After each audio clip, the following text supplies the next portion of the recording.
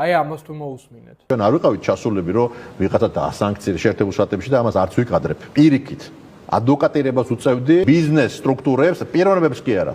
ბიზნეს სტრუქტურებს რო გადაარჩნენ. მარტივად რომ აგიხსნათ, ბიძინა ვისაც ეყრდნობა ის ბიზნესი არ დაასანქციროთ. ამაზე ილაპარაკეს ამერიკელებთან. ანუ ერთი წამი, ჩვენ რო გონია რომ ესენი, ანუ ოპოზიცია ამერიკაში დადის და ბიძინას და ოცნების სანქცირებაზე ესაუბრება ხალხს, უცებ აღმოვაჩინეს რომ თურმე თითქოს ბიზნესებზე და დასაქმებულებზე დარდით ესენი იქ ცდილობენ სანქციების სიიდან ამოაღებინონ ოცნების საყრდენი ბიზნესმენები. ამ პოტენციურად დასასანქცირებელთა სიაში მაგალითად არიან იმედის მფლობელი ირაკლი რუხაძე, პოსტივის მფლობელი ვიქტორ ჯაფარიძე. ვაკეში სათამჯენების გამარტივებულად ჩენებელი ნოშრევან ნამურაძე, ჯერ კიდევ შევარდნაძის დროინდელი ბიუჯეტის ქურდი ვანო ჩხარტიშვილი და ბევრი სხვა. სრული სია შეგიძლიათ იხილოთ აქ. ანუ ჩვენ აქ ყველანაირი ფულის გარეშე ყველაფერი გადავდეთ და ისევ ვიძვით ახალი ნორმალური საქართველოსთვის, რომელიც მათ შორის იმასაც მოიცავს, რომ ოცნება უნდა ჩამოიშალოს ამ ყველა მთავრობასთან დალაგებული მონოპოლისტების ჩამოშლასთან ერთად. თან როცა 50-ზე მეტი ადამიანი ციხეშია და ერთ-ერთი მათგანი 18 დღეა შემშილობს, თურმე სიდიდით მესამე ოპოზიციური პარტიის ლიდერი ბიუჯეტის ვჭამელებს საქმეებს ულაგებს. სწორედ ამიტომ და ისევ